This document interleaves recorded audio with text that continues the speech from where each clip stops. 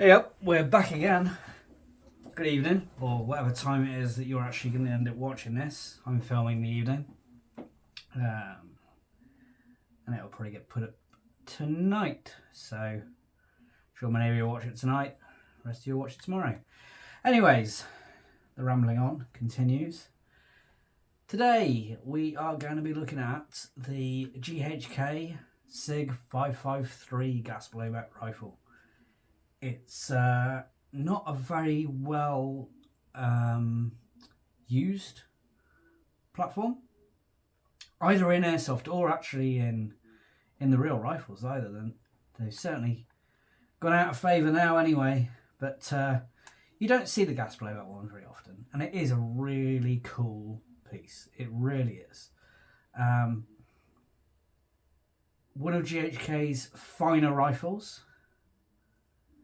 The rifle itself is outstanding. However, there's something that lets it down. And we'll get on to that. So first of all, what we got here. So the GHK Sig 553, they also do a 551, and they do Cure S versions of each of those two as well. The Cure S version is basically the wrist version. This is the Cerakote finish version, so it's got that nice Sig grey Cerakote on it. It's really nicely finished. Like, the finish is incredible. It's seriously impressive. The whole rifle feels solid. It's very weighty compared to an M4. This is pretty heavy, especially as when you consider it's not a particularly large gun. It's about the size of a Mark 18, I guess. Let me grab an MP5. You can see that, receiver-wise, it's very similar, and then obviously you've got the stock on the end. So it's not particularly large. The 551 is bigger. I can show you how big the 551 is because I have a old Tokyo Marui one here, so you can see how much larger the 551 is, and it is just on that barrel length that's different. So the 5.5 series was Sig taking basically what is the AK operating system and making it in 5.56 as a NATO ally, and though as a neutral country, of course. The 550 is their main assault rifle for the Swiss Defence Force, sorry. And then the 5.51 was considered the SWAT rifle as such. It's 13-inch carbine. It was actually quite popular with a lot of UK police organisations, as well as several European ones. Now, the problem with the TM-AEG, apart from being an AEG, of course, is that it's all plastic and it's creaky as hell. So you can probably hear that. It's rather unfortunate. I had an ICS AEG. I never used it. I got rid of it because I never used it. But I always wanted a gas blowback one. I'd have gone for the 551 probably if I'd got it, but this was offered to me. Actually, during COVID, this was offered to me. And I actually sold a Hephaestus Tavor gas blowback to fund this. Because I figured that I would probably hold on to this and use it more. I kind of regret getting rid of that Tavor because it's a very rare piece. But the Sig is just a nicer rifle, honestly. And the Hephaestus, though it's okay, it's a bit of a kit bash really, and it's never the best gas blowback gun. So the biggest downside to the GHK version of the Sig is actually the magazines. So these are, I think, early generation magazines. The opaque ones. I think they've done a later version which is better. All the problems that I've found with this gun have stemmed from these mags. One is they crack around here. You can see I reinforced mine with some cyanalkylate. I found that they do develop leaks sometimes, and they can cause feed issues sometimes if you get the bad one. I've got plenty of mags in this bundle, so it's not really an issue. But any problem I've ever had with this has been from the magazine. It's well replicated in the way that it looks and feels like a real Sig 5 series mag. They've put the gas fill valve at the top, which GHK started doing, which is good because it hides it in the magazine well and keeps it out of dust and dirt and that kind of thing. But they are relatively fragile shells. So if we just put that aside for a moment. You have to excuse me, I'm getting at the end of a bit of a flu, stroke cold thing, so I'm sniffing like crazy and I'm breathing a little bit heavy, so apologies for that. But I didn't want us to not make videos until I feel better, because it's been weeks. So the rifle itself is actually super well constructed. The polymers are really, really rock solid and dense. The stock, which is always a weak point on the AEGs, is absolutely rock solid, made of a very dense polymer. It locks up into its open position very securely, and when folded and secured, it locks into that closed position very securely. It doesn't feel like it's going to break, unlike the AEG versions. Oh, you do have to give them a bit of a pull to open it, and it locks into position. So the build on the polymers is extremely good.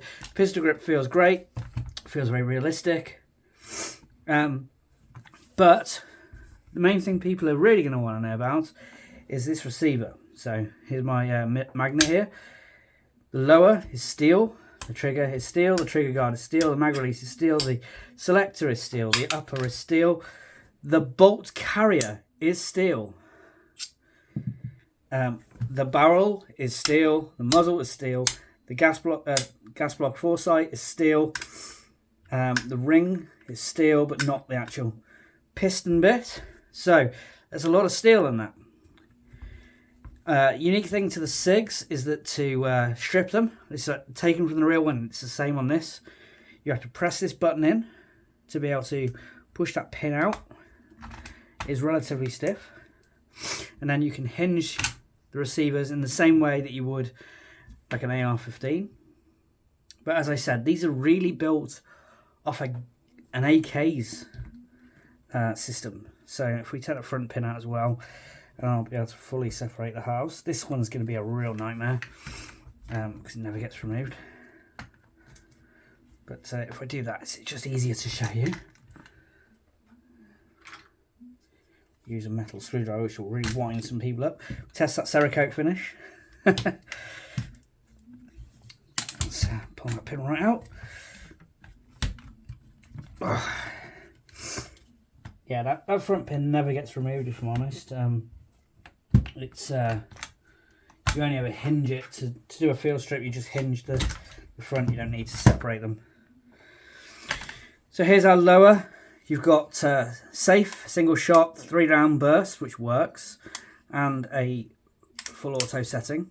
The hand mechanism is very well replicated. I don't want to mess in the internals of that because that 3-round burst system is quite a complex system. Hammer spring's got some good strength. The hammer is steel. All the trigger components are steel.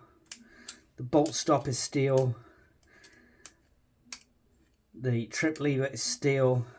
Sorry, the disconnector. So, yeah, steel throughout is absolutely amazing. It's a stamped sheet steel construction, the same as the real one. We'll just put that aside for a moment. The trigger on this, by the way, is how should we say, Sig-like. it's quite a bit of take up. It's a solid wall and it's very light trigger, but not the nicest feeling, but it is light. So next we get to our bolt carrier group. You press this lever here, which I'll show you on the spare bolt carrier. Press this lever here and it releases the charging handle. So we'll do that. There's a charging handle, and you move that bolt carrier group to the rear. You do have to remove this buffer that GHK put in because it's mildly short stroked. There's your bolt carrier nozzle. This is the restricted version with the narrowed collar, and that's my unrestricted version.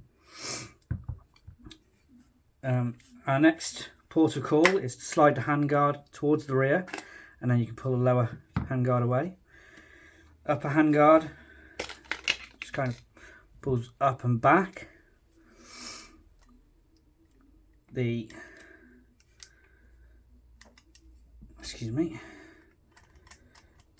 gas parts can also be removed. Gas piston replicated there, and this is all locked together as one assembly when it's together, so that fits in there, and the charging handle is what actually locks those parts together. Those of you that have seen the SIGs before know that there's the 550, the 551, the 552, and then the 553, and the difference between the 552 and the 553 is actually in this recoil system. In the 552 they changed the recoil system from the rifle type to one that's in the rear, and they've had some reliability issues, so they changed to this version of 553, which uses the same system as the full length.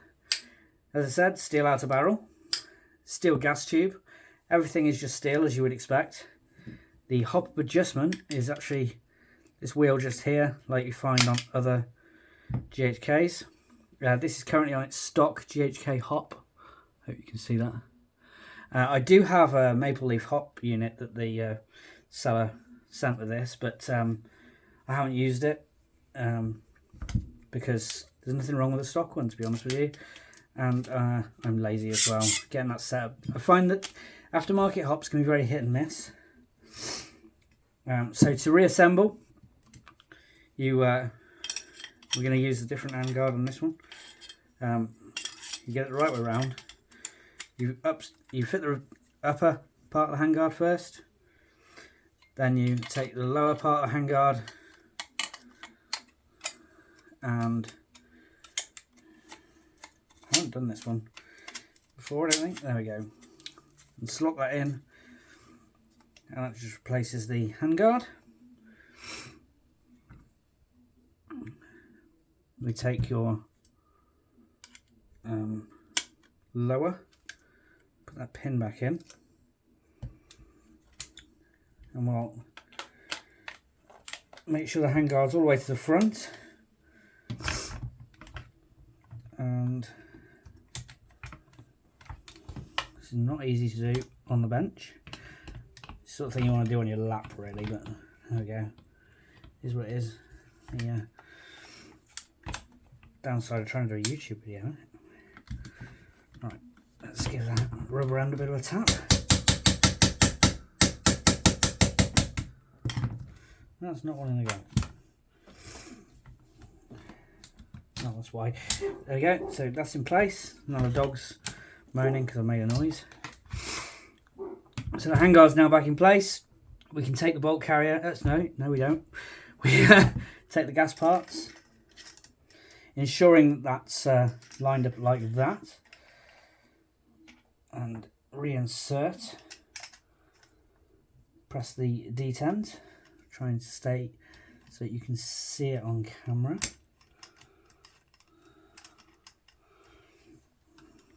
Then we take our bolt carrier group and reinsert the bolt carrier group.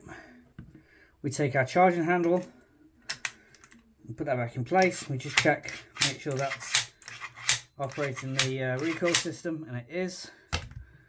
Then we can take our buffer and place that in there. Ensure the pin's all the way out, because that makes life a lot easier. And then we reinsert the pin. Test and check function. That's all good. So that's basically the field strip of the SIG. As I said, it's all steel, so it feels absolutely amazing. Unfortunately, the GHK Sig series doesn't have dry fire mode, so hopefully there's a bit of gas left in here. The mags are really soft to insert sometimes. Hit the bolt release. There is a little bit of gas in there. That's the 3-round burst. I'm not going to do auto because there's hardly any gas left in there. So you got your this can restrict your burst, your mode to single shot only. If you rotate that around, that's mostly for the police use. bolt releases on the left hand side. It's also a bolt hold open, so if we move the bolt to the rear, we can engage that bolt, and then to release it you just press it up and it releases the bolt. So that's pretty much it with the Sig, really. I haven't actually ran this in a game as yet. I have test fired it, I've range tested it. It's actually